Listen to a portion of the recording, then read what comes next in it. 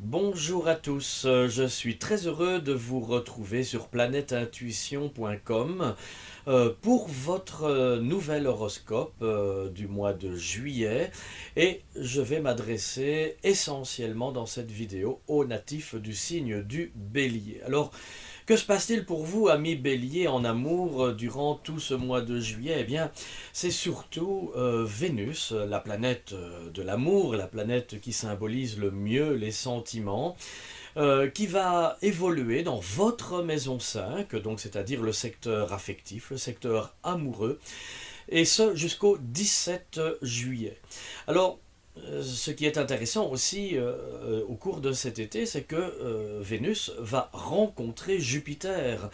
Et effectivement, c'est une collaboration planétaire, une conjonction qui va provoquer pour la plupart des natifs du Bélier un engagement, une possibilité aussi d'officialisation sur le plan sentimental, puisque Jupiter est une planète qui non seulement apporte une protection, un réel coup de chance, un beau coup de projecteur sur le secteur sentimental, mais la possibilité aussi de s'engager affectivement, amoureusement, sur du long terme, sur le plan affectif. Vénus, toutefois, va au mois de juillet, courant du mois de juillet, le 25 précisément, engager une période de rétrogradation, c'est-à-dire que symboliquement, Vénus va revenir sur ses pas à partir du 25 donc.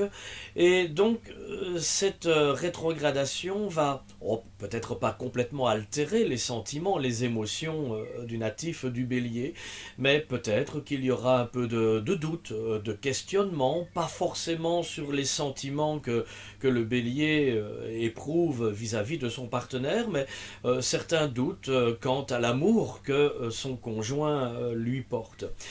Le Soleil et Mercure entrent tous les deux le 23 juillet en maison 5 également.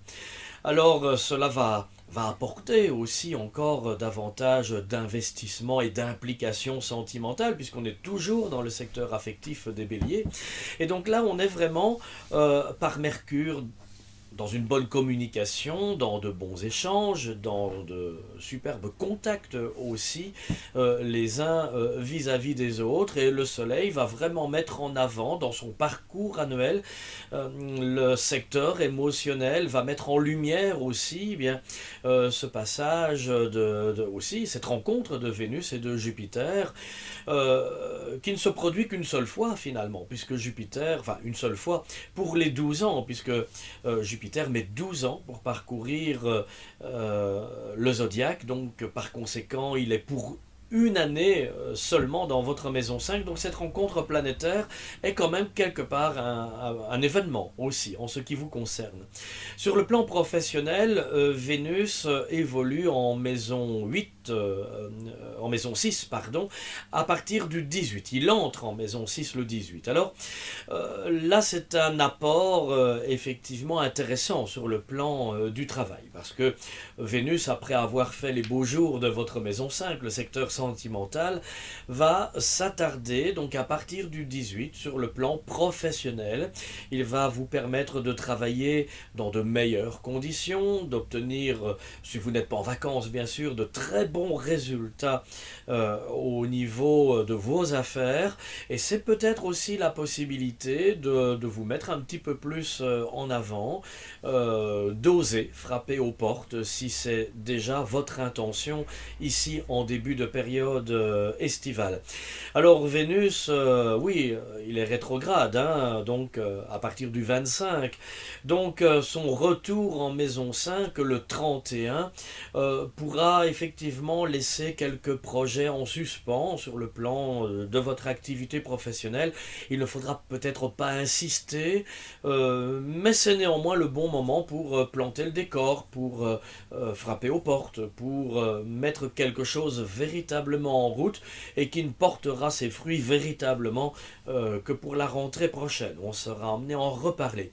Enfin, sur le plan financier, Saturne, lui, est toujours rétrograde dans votre maison 8. Alors la maison 8 est un secteur qui a quand même une réelle connotation sur le plan financier également, surtout dans l'argent que vous pouvez éventuellement attendre, que vous aspirez percevoir aussi, donc l'argent qui n'est pas forcément lié à vos revenus professionnels.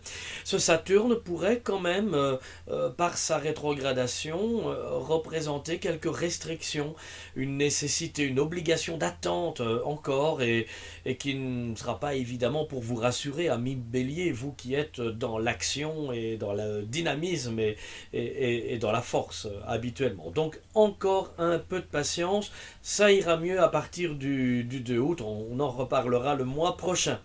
Voilà, c'était pour vos prévisions en général pour le mois de juillet, ami Bélier. Alors si vous voulez me retrouver pour une consultation plus personnalisée, je vous invite à surfer sur Planète Intuition.